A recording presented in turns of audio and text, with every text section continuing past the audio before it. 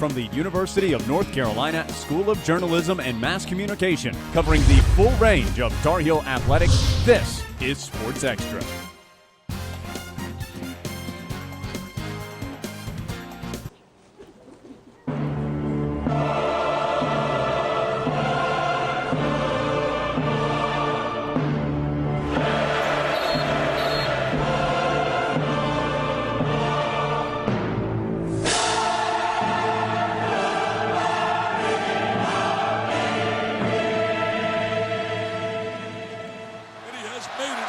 Who will take the shot? Will he make a bigger impact?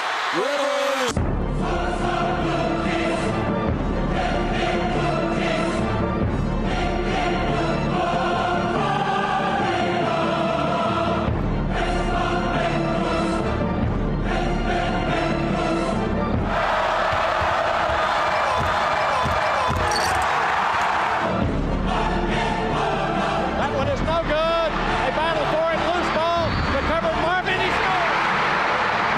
17 seconds left. There it is. Banks gets off the shot. It's in. Unbelievable.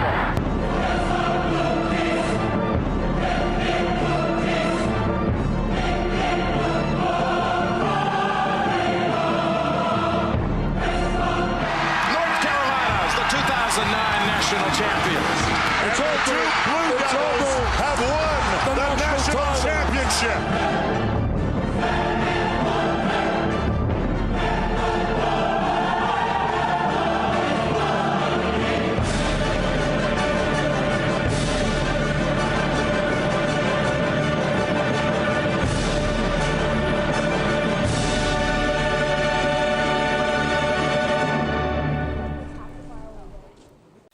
If you were in Chapel Hill Saturday night, odds are you were like me, rushing Franklin excitedly to celebrate a huge win against Duke.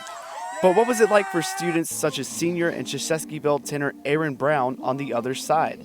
Yeah, it definitely hit us last night that it was over.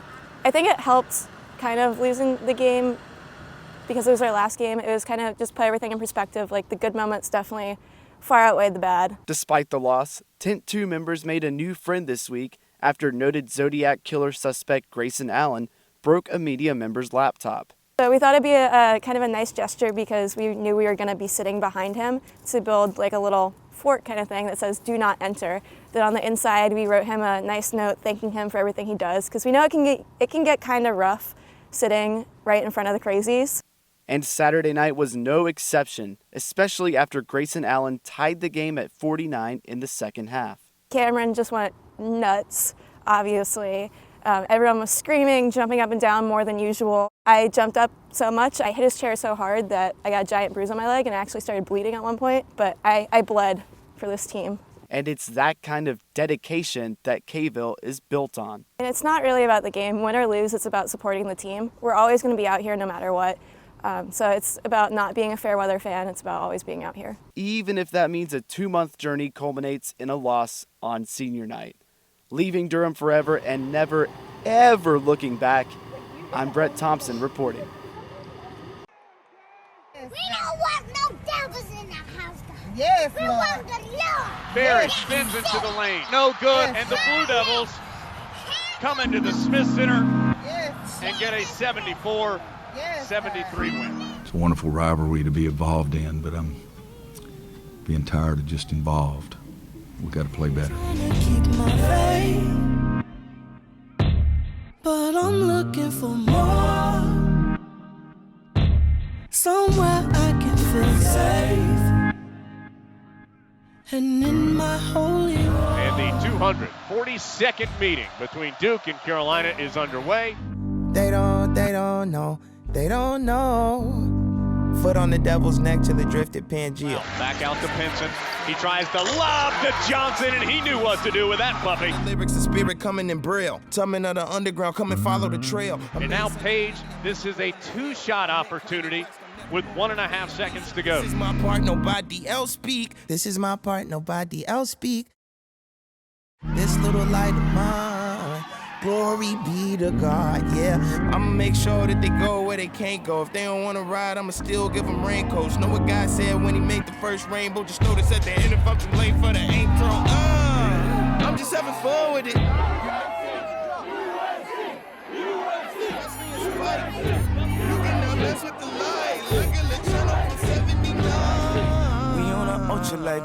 When you're on the ultralight beam, this is a God dream. This is a God dream. This is everything.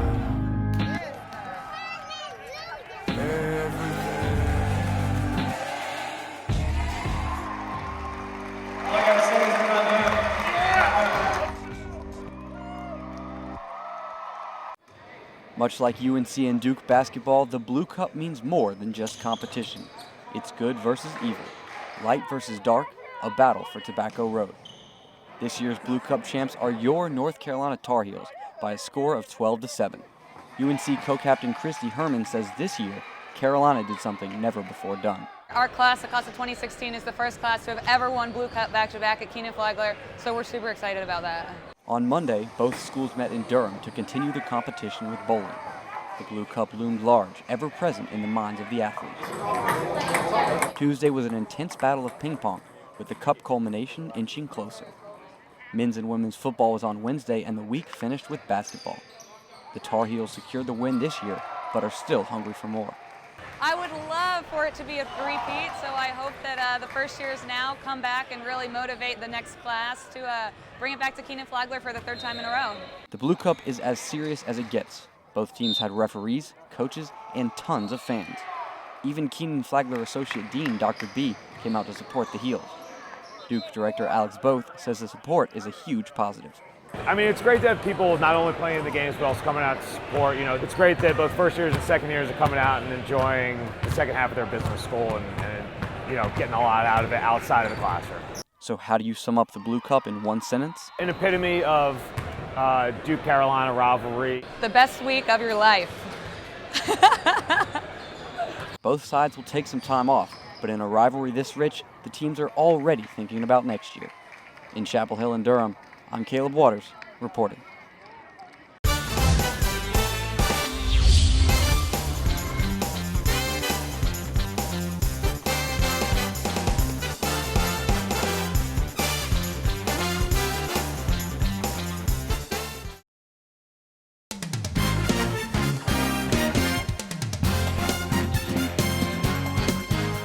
Philip Simmons says his passion for rowing is simple, but the demands of being a club rower at UNC aren't so simple. He says the time commitment is similar to that of a varsity program, without some of the benefits varsity athletes like women rowers at UNC receive. My practice schedule is pretty hectic. We go anywhere from 9 to 10 practices a week. Simmons says the team practices more than 18 hours a week compared to a varsity program which practices 20 hours maximum. He says it's difficult to schedule classes around practices, but the hardest part about club rowing is financial. The biggest disadvantage of being a club team is by far having to pay dues and, you know, be self-supportive. Dues for club rowing are about $1,600 per year. Varsity women's rowing coach Sarah Haney says she understands these struggles from her time as a club rower at UNC. In her senior year, her team became varsity thanks to Title IX. I think just the opportunity for me, for someone who was kind of financially responsible for putting themselves through school, was that I didn't have to pay like $1,000 a year in club dues. She said this transition allows athletes to focus more on their performance than the details. When you're club, you know, you're obviously dedicated to your sport, you're dedicated to your speed, but you're also doing all the logistics. Simmons says despite the challenges, UNC's men's crew team will keep on paddling. We exist with a chip on our shoulder. There's things varsity programs have that we'd love to have, and then again there's things that they have that we're proud not to have and better for it. In Chapel Hill, I'm Rachel Scott reporting. Sophomore diver Alyssa Dawson has already made a huge splash in her first 2 seasons at Carolina. She already holds 2 school records and contributes huge points at a championship level. Her sophomore season was so outstanding that she earned ACC Diver of the Year honors. This year, I think that I just went into my meets with confidence that my coach had prepared me well, and kind of just a different mindset of not focusing on a certain place that I wanted to get, but focusing on each individual dive. While all that collegiate success would make most athletes ready for a vacation, Alyssa is already training for another goal. And this goal is of Olympic proportions. Head diving coach Abel Sanchez says Alyssa has a good shot at the Olympic trials. I think she's going to surprise a lot of people. I'm really excited because personally I think she can win. I think she has to win trials in order to go. So she has to be the best. And I think she can be. From here till then, we're just going to be working on consistency. Once we have that, I think people better watch out. Treating it like any other meet of the season, one dive at a time, trusting Abel, and just having fun. I think that, I think that it could happen. It could become a reality. That reality would take her all the way to Rio. In Chapel Hill, I'm Corey John, reporting. Every athlete carries one. You know it when you see it, the black Nike backpack. But there's something unique about Javonte Lipsy's. My backpack's really special to me. I try to carry the things that truly represent who I am. So my Bible, I carry my right side of my bag, and then the left side of my bag is my water bottle. Not what you'd expect from a 4-time All-America, 3-time ACC champion, and Olympic hopeful in track and field. But it's this balance that guides Lipsy. And it really just helps me keep myself centered spiritually. A spiritual center likely formed by his father, a pastor, as well as the 13 other members of his family. Lipsy is one of 12 kids, including a brother who also competes in the 400-meter hurdles and 4x400. It's always out of love. Sometimes it can be, hyper competitive. He's really taught me how to compete with like a great heart. But Lipsy has jumped over many hurdles, fighting Achilles, back, and hamstring injuries during his career. My back had got to a point where I couldn't really run. And now that he's healthy, he has one thing on his mind. Lipsy qualified and tried out for the 2012 Summer Olympics in London, but fell short.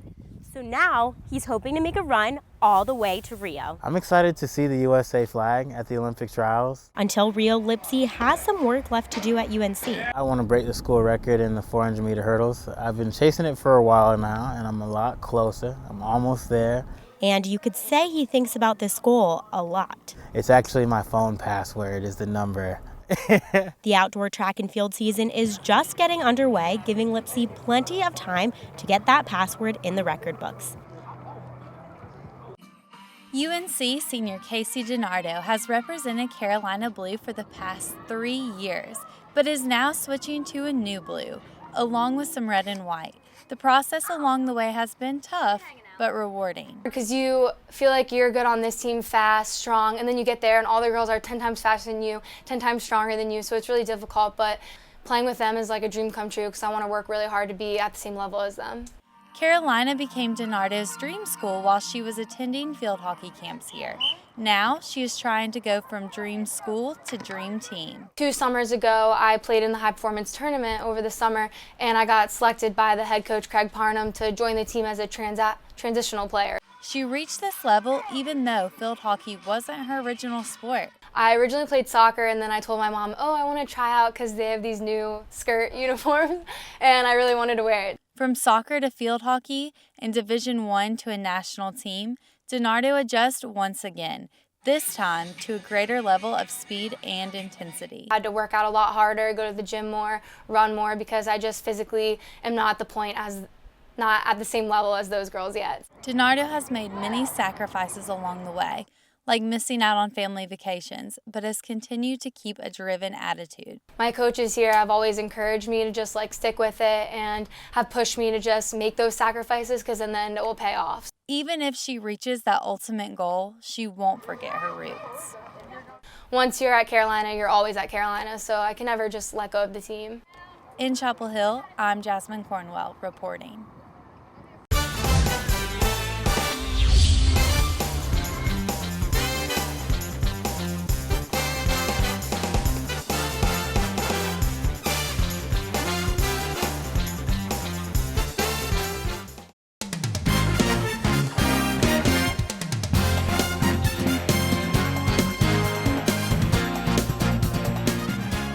Although Carolina took the loss to Virginia Tech a few Sundays back, Adam Pate came home a winner. He brought me out on the field and our picture came up on the screen and I was rather surprised. And then he got down on one knee and proposed, and of course I said yes. It was really cool because a lot of the guys from the team were here, and I thought that just made it really special that they were excited for us and here to celebrate in that moment for us.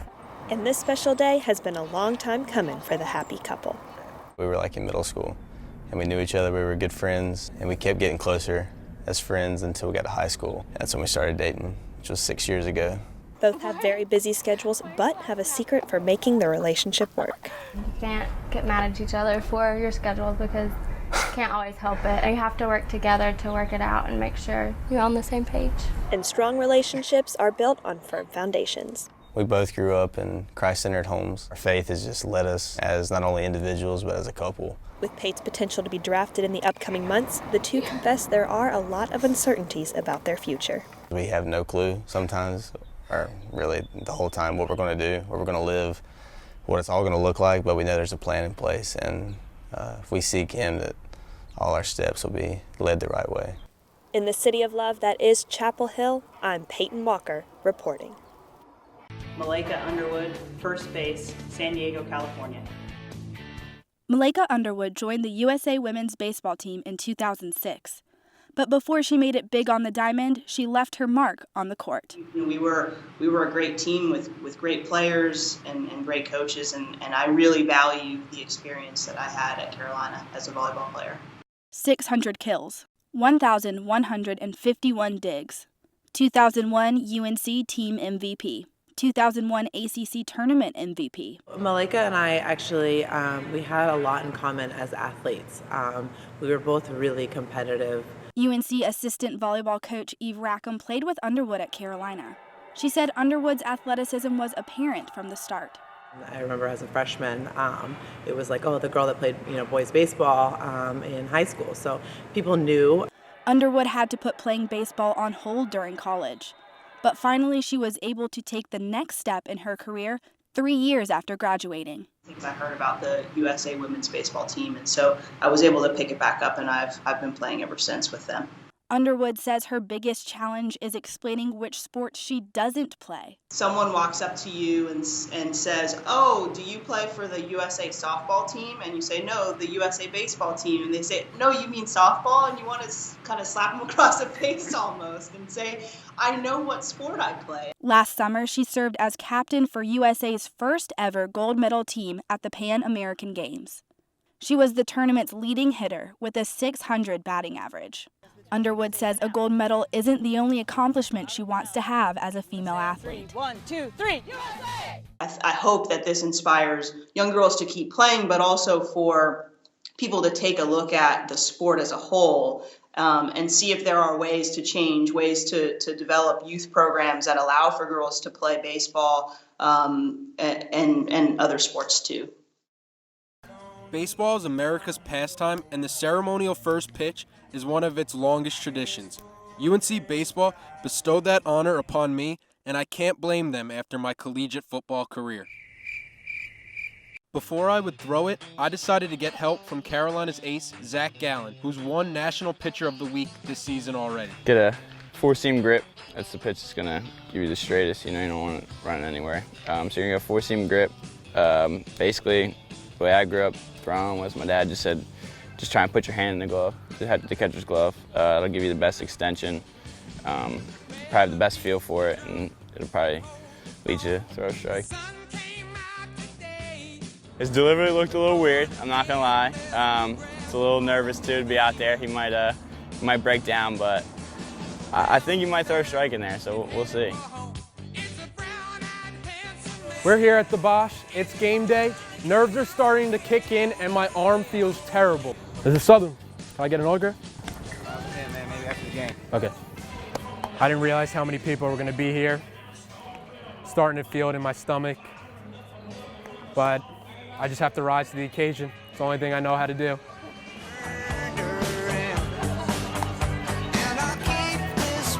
My hands are so sweaty. I might lose grip of this ball.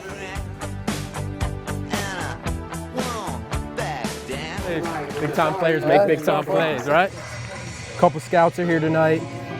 They said they clocked me at about 80. It's what I was expecting. They want to talk to me after the game. We'll see how it goes. I'm surprised they didn't let me stay in the dugout after I smoked that one in.